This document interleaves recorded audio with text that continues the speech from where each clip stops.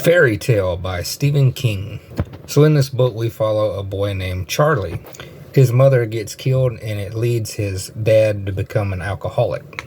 And one day Charlie makes a promise to God that if his dad quits drinking, he will do something good in return.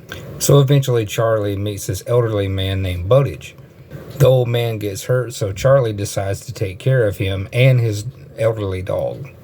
So this is Charlie's way of keeping his promise to do something good. So this eventually leads Charlie to finding out about the shed and what the old man is hiding inside. So it feels good being back, reviewing a Stephen King book. It's been, I think, over 2 years since I reviewed a Stephen King book. And this is probably the best book he's done in quite a while. Definitely better than his last book, Billy Summers. I barely remember that book. So I heard for the last 7 or 8 months that this would be Stephen King returning to the fantasy genre. And if you go in with that expectation, you may be a little disappointed because this is a 600-page book and the fantasy doesn't really start until about the second half of the book. The first half of the book is about Charlie taking care of this old man, and I don't want that to sound boring because it's not. You fall in love with this boy and the old man and the dog. Like, they have good chemistry together, and it feels very realistic how they talk to each other. And Stephen King is good at building character. Like, he's been good at it for all of his career pretty much. And since the book is written this way, once you do get to the fantasy stuff, it can feel jarring because it feels like two completely different books crammed together.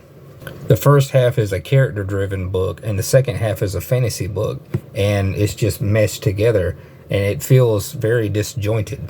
For me, that's neither a positive or negative because I liked both halves of the book. I really liked the dynamic between the old man and the boy and the dog, and I also liked the part where he does go into this other world. It reminded me a lot of Alice in Wonderland, and that story since a kid, that Alice in Wonderland has always creeped me out with the characters and stuff. And same thing here when he goes to this other world. You know, get to see things. It's very trippy.